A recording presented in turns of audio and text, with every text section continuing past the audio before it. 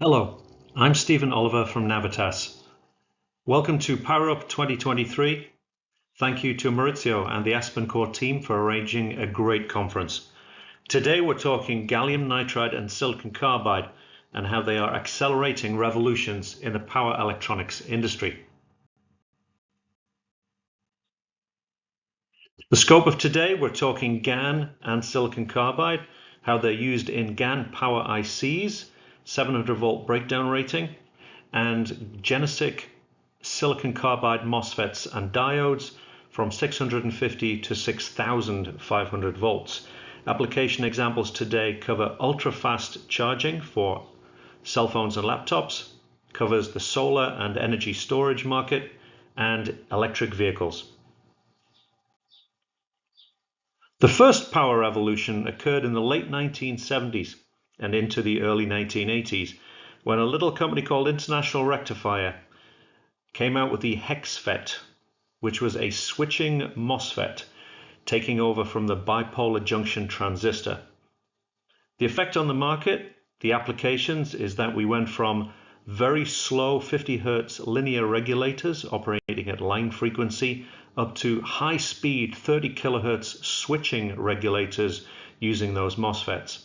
At the same time as the new technology appeared, we also needed new magnetics, new controllers, and could take advantage of new topologies that couldn't be made to work earlier with the old technology. We have a huge increase in efficiency and reduction in loss, and also a huge reduction in cost in terms of dollar per watt. When we go at higher speeds, we can shrink the passive elements of circuits such as ferrite transformers, EMI filters, output capacitors, etc.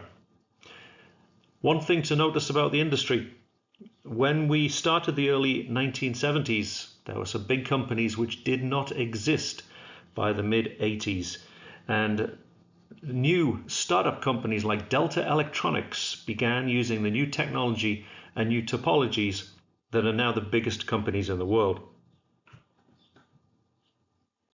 Over the next couple of decades, silicon performance improved. We had new technologies like CoolMOS come along. But as we spent more and more on research, the benefit to the system became less and less as we realized the limits of silicon as a material. As a result, that switching speed, which had gone up by a huge amount in the first revolution, tapered off to the extent that a typical power supply still switched in the 50 to 65 kilohertz range. Now we have the second revolution in power electronics. Again, a new switch has come into play, gallium nitride replacing the silicon technology. At the same time, another huge step in efficiency, another amazing 20x step in switching frequency, utilizing new high-speed ferrites, new control techniques, new topologies to really push power density, efficiency, and reduce system cost using this new GaN technology. In parallel with GaN, we have silicon carbide. With GaN, we replace silicon MOSFETs. With silicon carbide, we replace silicon IGBTs. Silicon carbide brings the benefit of higher switching frequency, not quite as high as GaN, but with a huge advantage in voltage breakdown. So silicon carbide is the best choice for higher power and higher voltage systems. Again, lower loss, lower dollar per watt, new MOSFETs, new controllers, new topologies enabled using this new material. Together, GaN and silicon carbide present a $22 billion per year opportunity in power electronics. As you can see here, the applications are split. At very low powers and very low voltages, silicon will hold on for a while, but gallium nitride will take over the 650 volt based areas and applications up to maybe 5 or 10 kilowatts. At the high end, we've got silicon carbide going up to 6,500 volts, addressing high voltage battery EVs, railway locomotives, grid infrastructure, etc. And in the middle, there's a crossover point. At this point, we look at the application, and for example, if it's got an AC feed, it might be GaN as the right choice. But if it has an 800 volt output, maybe silicon carbide is the right choice. So all in all, a $22 billion opportunity split by GaN and silicon carbide. Now let's look at the revolution within GaN itself. As we move away from silicon to GaN, there was a first step of depletion mode, or normally on GaN switches, which had good RDS on, but being a normally on device, create a wire or a short circuit across AC mains, which you can't tolerate. So what has to happen with depletion mode? You need an extra switch just to keep it turned off. This leads to extra cost, complexity, and slows down the device. The advanced version of GaN is the enhancement mode. This is a normally off device. This technology also means it's very easy to retrofit existing legacy silicon fabs to make this new GaN power IC. GaN is a great technology. However, it does have one weakness, and that is the gate. That's where you turn the device to switch on and switch off. With GaN, you need to very carefully control the voltage, otherwise you will break down the gate. With the Navitas GaNFast technology, we looked at that and we looked at integration. Integration now means the integration of a GaN regulator, a GaN driver, and a GaN MOSFET, all on one chip. Monolithic integration. Now you have perfectly controlled the voltage and completely protected the gate of the GaN FET without any restrictions to frequency. From there, we can add more features and more functions. We can make the devices more reliable by having 2000 volt ESD protection. We can make the system more reliable. For example, have lossless current sensing and going from detect to protect an overcurrent event in less than 30 nanoseconds. That's 6 times faster than a discrete implementation. At the same time, improving the system efficiency and also lowering system costs. And finally, a combination of low voltage silicon system controller ICs and high voltage GaN power ICs for the ultimate in optimized integration. And what does that integration mean at the circuit level? On the left-hand side here, you see a half bridge, which is an implementation of one switch above another. On the left-hand side, this is a discrete implementation using E-mode GaN FETs, but you can see the large number of components around, which is required to control the voltage and try to protect the device, but at the same time introducing extra cost, complexity, size, and energy loss. On the right-hand side, you see the GaNFast half-bridge power IC. Very simple, very elegant, and you can see from the waveforms that that gate is very protected, so a very reliable high-frequency solution up to 2 MHz. Big reduction in components, footprint, and complete integration to accelerate time to prototype and time to market. Example of the increase in frequency and what that means in a real circuit. On the left-hand side, this is a multi-chip module using a discrete D-mode GaN FET, and you can see the size of the low-frequency wire-wound transformer, running at around 65 kHz. On the right-hand side, we see a big move in frequency, big increase, also a big change that's now enabled from the toroidal wound transformer to a planar transformer. Here we have the PCB windings, primary and secondary, encased in E-cores. We end up with a very low profile, very high performance, and very predictable design. So we go 6 times faster in switching frequency, enabling a 3 times smaller reduction in total system. Now, how has that affected the market? In terms of the mobile fast charger market, acceleration has been very, very fast. We're now qualified and in mass production or in late stage development with 10 out of the 10 of the top mobile OEMs for cell phones, laptops, and tablets. As you can see here, beginning with aftermarket, companies like Amazon, Spigen, Belkin, and Anker, and then moving into the tier 1 OEMs. Samsung, Dell, Lenovo, LG, etc.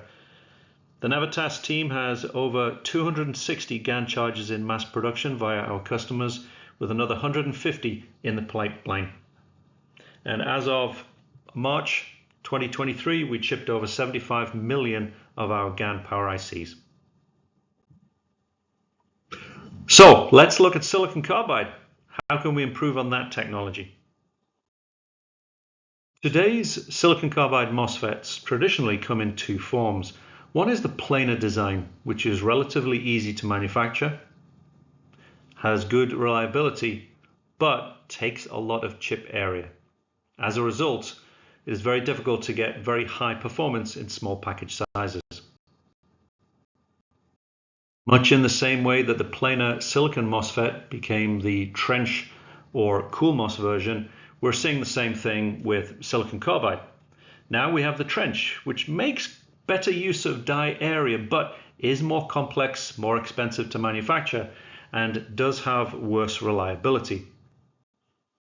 As we move forward, we see from planar and trench, we advance to trench-assisted planar gate.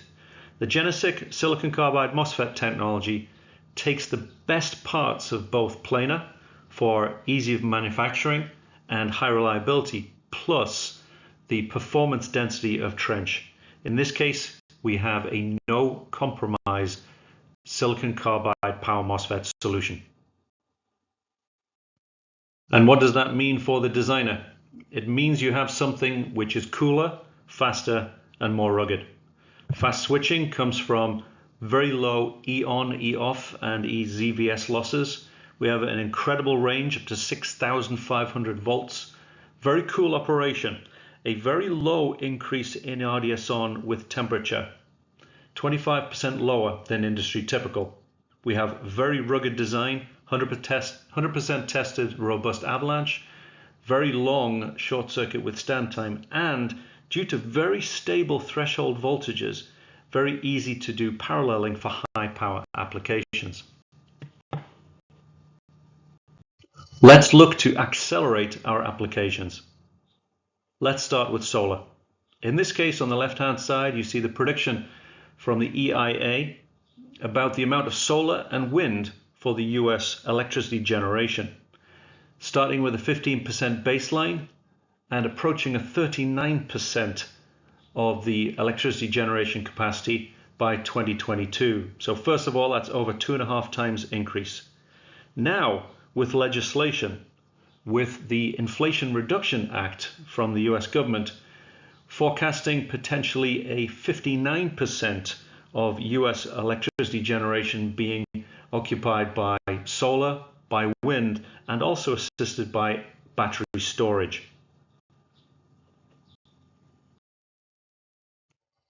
What does that mean for GaN and silicon carbide?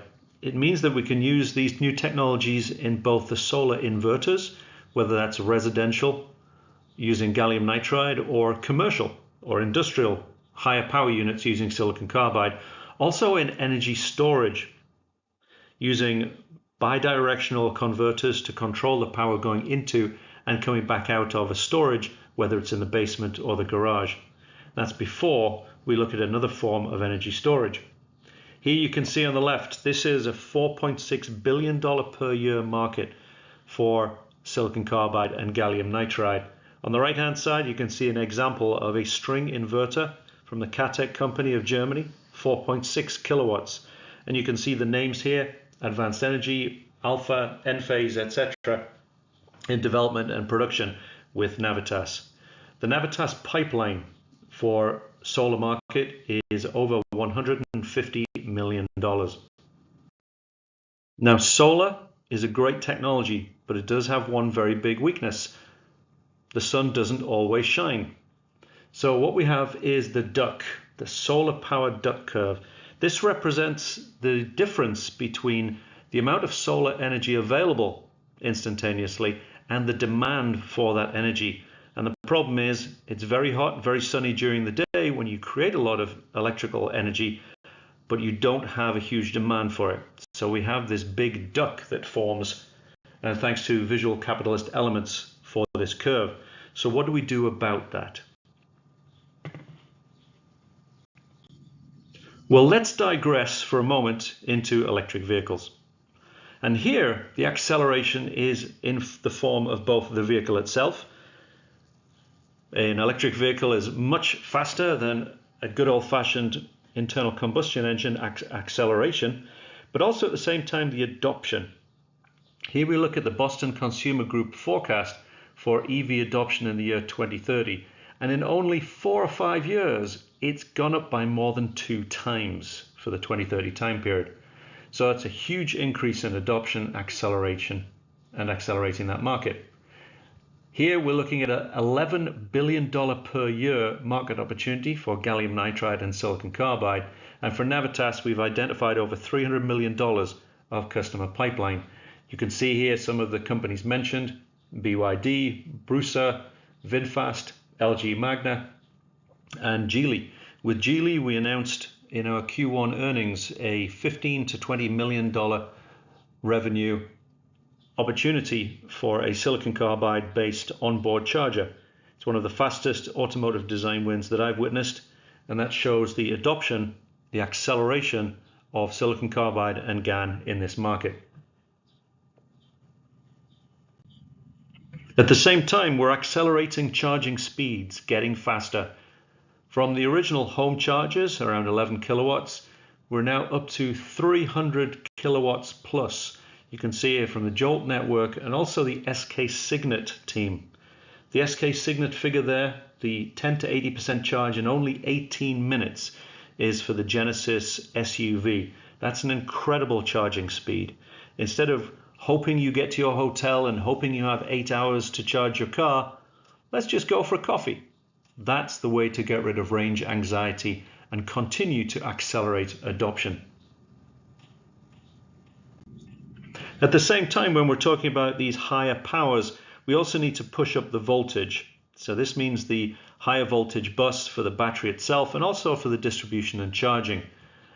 This is to reduce I²R conduction losses, also improve the motor inverter efficiency, reduce the size of those drives, and also looking ahead, maybe we can go straight DC to DC charging and skip the AC stage.